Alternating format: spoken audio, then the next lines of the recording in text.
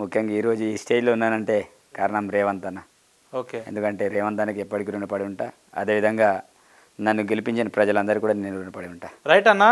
ఎంతో చాలామంది సీనియర్ నాయకులు ఉన్నప్పటికీ మీ నియోజకవర్గాల్లో కావచ్చు, పార్టీలో చాలామంది సీనియర్ నాయకులు లేదంటే మీ స్థానం నుంచి పోటీ చేసే అవకాశం ఉన్న నాయకులను కాదని చెప్పి మొదటిసారిగా రేవంత్ రెడ్డి గారు మిమ్మల్ని నమ్మి ఎమ్మెల్యేగా అవకాశం ఇచ్చినారు అని అంటే దీని వెనకాల ఏం జరిగి ఉంటుంది? ఏం లేదన్న, గత 33 సంవత్సరాల పాటు ఆ ప్రాంతంలో ఇచ్చినట్టే ఎమ్మెల్యే అభ్యర్థులు ఎవరు కూడా గెలవలేదు. ఓకే. మరి నేను ఉద్యమాల నుంచి వచ్చిన వ్యక్తిని. ఆ ప్రాంతంలో విద్యా వ్యవస్థను బలోపేతం చేయాలని, ఆ ప్రాంతంలో గిరిజనులు వాళ్ళ సమస్యల పరిష్కారం కావాలని వాళ్ళ కోసం పోరాటాలు చేసిన వ్యక్తిని. ఉమ్మడి ఆదిలాబాద్ జిల్లా వ్యాప్తంగా గిరిజన విశ్వవిద్యాలయం కోసం ఉద్యమం చేసి గిరిజన విశ్వవిద్యాలయం మాకు కావాలని పాదయాత్రలు బస్ యాత్ర కార్యక్రమం చేసిన వ్యక్తిని, ప్రజల్లో ఉన్న వ్యక్తిని. కాబట్టి ఈరోజు రేవంత్ అన్న గారు నాకు ప్రత్యేకించి నాకు రాజకీయాల్లో తీసుకొచ్చి మరి నాకు టికెట్ ఇవ్వడం అనేది జరిగింది. మరి ఆ టికెట్ ఇవ్వడం 2 సంవత్సరం కాకంటే ముందే నాకు అక్కడ ఆదిలాబాద్లో వర్కింగ్ ప్రెసిడెంట్గా, పీసీసీ డెలిగేట్గా, జనరల్ సెక్రటరీగా నన్ను ఎంపిక చేయడం అనేది జరిగింది. అంటే పార్టీలో జాయిన్ అయినప్పటి నుంచి ఏ రోజు కూడా మనం రెస్ట్ అవ్వలేం. చాలా విపరీతంగా పార్టీ బలోపేతం కోసం కృషి చేశాం. ఆ ప్రాంతంలో కార్యకర్తలందరూ కూడా 33 సంవత్సరాల పాటు ప్రతిపక్షంలో ఉండి మరి కాంగ్రెస్ పార్టీని కాపాడిన కార్యకర్తలు వాళ్ళందరూ కూడా ఉన్నారు. కాబట్టి వాళ్ళందరినీ కోఆర్డినేషన్ చేసుకుంటూ నేను ముందుకెళ్ళడం అనేది జరిగింది. రైట్ అన్న. మీరు ఎమ్మెల్యేగా పోటీ చేసిన తర్వాత తెలంగాణ రాష్ట్ర వ్యాప్తంగా కొంతమంది తెలిసిన మీ అభిమానులకు కాకుండా ఇంకొంతమందికి అరే ఎవరు ఈ వేడుమ బొజ్జు పటేల్, ఎవరు, ఎక్కడి నుంచి వచ్చారు, ఈయన విద్యాభ్యాసం ఏంది, కుటుంబ నేపథ్యం ఏందని చాలామంది ఇట్లా రకరకాలుగా మీ వివరాలు తెలుసుకోవాలని చాలా మీ ప్రేక్షకులు అభిమానులు ఆసక్తితో ఉన్నారన్న. మాకోసం మీ కుటుంబ నేపథ్యంకి సంబంధించిన వివరాలు ఇవ్వగలుగుతారని కోరుతున్నాం. నిజంగానా నేను చాలా అదృష్టవంతుని. ఓకే. మరి ఈ స్టేజ్లో ఉన్నానంటే రేవంత్ అనే కారణం. వాస్తవం ఒక పేదవాడు బీదవాడికి టికెట్ అనేది రాదు. ఈరోజు రాజకీయాలు చేయాలంటే కొన్ని కోట్ల కొద్ది డబ్బులు ఉన్నవాడు రాజకీయాలు చేస్తారని అనుకుంటారు. కానీ ఈరోజు సామాన్యుడు కూడా రాజకీయం చేయొచ్చు. పెద్దవాళ్ళ ఆశీర్వాదం ఉంటే, ప్రజల ఆశీర్వాదం ఉంటే తప్పకుండా సామాన్య వ్యక్తి కూడా రాజకీయాలు చేయొచ్చు అని చెప్పచ్చు. ఇప్పటికీ మా అమ్మ నాన్న మేమందరం కూడా ఇందిరమ్మ ఇంట్లో ఉంటున్నాం. మా అమ్మ నాన్న చాలా బీదవాళ్ళు. మా ఊర్లో ఒక 30 గడపలు ఉంటే ఆ 30 గడపలు అత్యంత బీదవాళ్ళు ఎవరంటే మేమే. కేవలం పూరి గుడిసె నుంచి బయటకు వచ్చిన వ్యక్తులం. ఇప్పటికీ మాకు భూములు లేవు, అంతస్తులు, ఆస్తులు లేవు. కేవలం 1 ఎకరం 38 గుంటల భూమి మాత్రమే ఉన్నది. మా అమ్మ నాన్నతో పాటు మేము 3 అన్నదమ్ములం, ఒక 4 చెల్లెలు. నాకు 4 చెల్లెలు. నాకు పెళ్ళయింది, మా చెల్లెకి పెళ్ళయింది. మిగతా వాళ్ళకి ఎవరు కూడా పెళ్ళి కాలే. ఇంకా ఒకరు ఎంబీబీఎస్ డాక్టర్గా మొన్న రావడం అనేది జరిగింది. ఇంకొకటి పీజీ చేస్తున్నాడు. అదేవిధంగా మిగతా చెల్లె వాళ్ళందరూ కూడా చదువుకుంటున్నారు. కాబట్టి అతి poorest of the poor family. మాది ఉట్నూరు మండలం నుంచి 3 కిలోమీటర్లు ఉంటుంది. కల్లూరుగూడ గ్రామం, గన్పూర్ గ్రామ పంచాయతీ పరిధిలో మా గ్రామం అనేది ఉంటుంది. ఆ గ్రామం నుంచి మరి ఈరోజు ఎమ్మెల్యే స్థాయి నచ్చానంటే ఆ ప్రాంతంలో ప్రజలందరూ కూడా ఆశీర్వదించారు. మా కుటుంబ నేపథ్యం చూసి చాలా మంది అనుకుంటారు కదా వీళ్ళ దాని కోట్ల ఆస్తులు ఉండొచ్చు. కానీ నాతోటి పోటీ పడిన వాళ్ళు కోట్లాది ఆస్తులు ఉన్న వ్యక్తులు. కేటీఆర్ క్లాస్మేట్ జాన్సన్ నాయక్, దాంతోపాటు రాజకీయ చాణక్యుడు రాతూర్ రమేష్, ఎంపీగా, జిల్లా పరిషత్ చైర్మన్గా, అదేవిధంగా ఎమ్మెల్యేగా, వాళ్ళ భార్య 2 సార్లు ఎమ్మెల్యేగా చేసినట్టు వ్యక్తులు నాతో పాటు తలపడారు. కానీ ప్రజలందరూ కూడా బీదవాడు వైపు ఉండి మరి నాకు పట్టం కట్టడం అనేది జరిగింది. చాలా సంతోషంగా ఉంది. రైట్. ఎంతవరకు చదువుకున్నారన్న మీరు?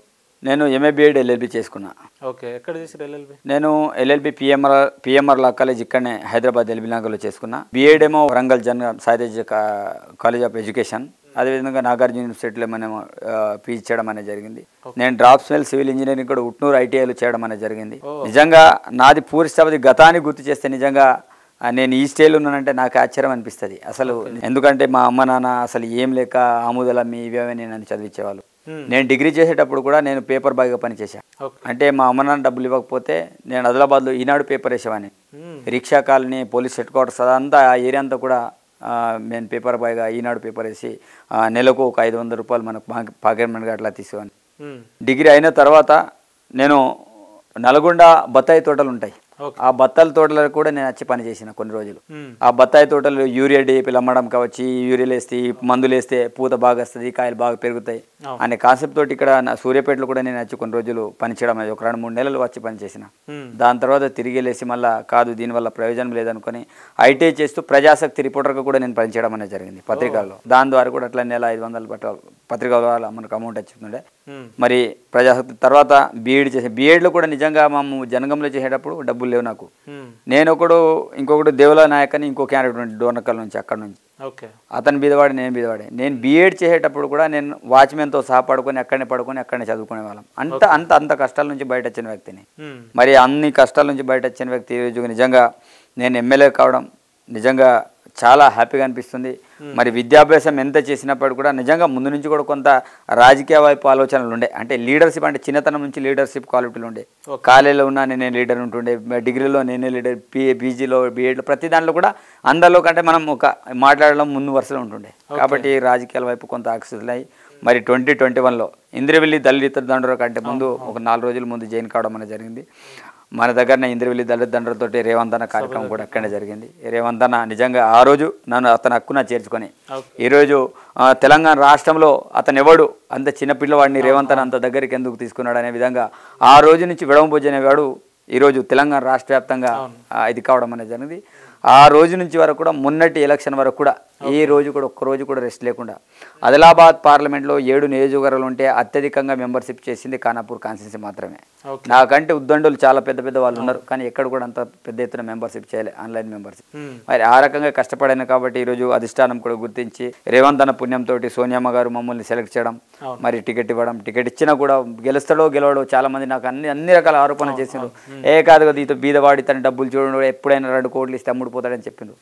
కానీ ఆ రోజుల్లో నేను చెప్పిన నా తల్లిదండ్రుల మీద, జంగుబాయి మీద, నాగుబ సాక్షిగా పోయి మరి నన్ను బదనాం చేస్తే దేవుని మీద పోయి మాట్లాడినా, నేను అమ్ముడు వ్యక్తిని కాదు, నన్ను కొనే శక్తి ఎవరికి లేదని. మరి అదే స్టాండ్ తోటి టికెట్ కూడా రావడం అనేది జరిగింది, గెలవడం అనేది కూడా. రైట్ అన్న, ఒక పేద బడుగు బలహీన వర్గాల కుటుంబం నుంచి వచ్చి ఎక్కడో ఒక గ్రామీణ ప్రాంతంలో పుట్టిన వెడమబోజు గారు ఎల్ఎల్బి చేసే స్థాయికి వచ్చినారు అని అంటే, ఒకటి మీ ప్రాంతంలో అయినా చైతన్యం ఉండి ఉండాలి, లేదా మీ తల్లిదండ్రుల దగ్గర అయినా అప్కమింగ్ డేస్ ఫ్యూచర్ గురించి ఆలోచించన్నా మిమ్మల్ని చదివించి ఉండాలి. దీనికి మీరు ఇప్పటివరకు ఇంతవరకు ఎల్ఎల్బి వరకు వచ్చినారు అంటే దీని వెనక ఎవరు మీకు ప్రేరణ అనేది ఏం లేదన్న. వాస్తవంగా అమ్మా నాన్నకి అసలు ఏం లేదు, అసలు వాళ్ళకి అసలు రాజకీయాల గురించి ఇప్పటికీ తెలియదు. వాళ్ళకి ఇప్పటికీ కూలినాలి పని చేసుకుంటూ ఉంటారు. ఇప్పుడు మా కుటుంబంలో కూడా అంత పెద్దగా చదువుకున్న వాళ్ళు ఎవరు లేరు. మా బాబాయ్ చదివిండు, పీజీ అతను కూడా చేసుకున్నాడు. సరే వాళ్ళు కామన్గా చదువుకున్నట్టు వాళ్ళే తప్ప స్పెసిఫిక్గా మనం చదివించే విషయంలో అంటే ముందు నుంచి కూడా కొంత నాకు ఇంట్రెస్ట్ అనిపించింది, చదవాలి. మా ఊర్లలో అత్యధికంగా ఎడ్యుకేషన్లో ఉన్నటువంటి మా ఇల్లు మాత్రమే. మా తమ్ముడు ఇప్పుడు ఎంబీబీఎస్, మా తమ్ముడు ఇంకొకటి పీజీ కాకతీయ యూనివర్సిటీలో వచ్చింది, ఇంకో చెల్లె ఇంకొకటి స్కూల్ ఆఫ్ ఎక్సలెన్స్లో ఆమెకు సీట్ వచ్చింది. అంటే ఒక క్వాలిటీ, అంటే నేను ఒక చదువుకున్న వ్యక్తిగా నేను అందరినీ చదివిస్తున్నా, కుటుంబంలో కూడా చాలా మందికి చదివిస్తున్నా. వాస్తవంగా ఏం లేదు, నేను ఒక బీదవాడిని కాబట్టి ఏదో ఒక స్టేజ్ ఎదగాలి, మనం డెవలప్మెంట్ కావాలని సెల్ఫ్ ఆలోచనతో తప్ప మా అమ్మ నాన్న ఏదో చేస్తాడనే కాన్సెప్ట్ తోటి లేదు.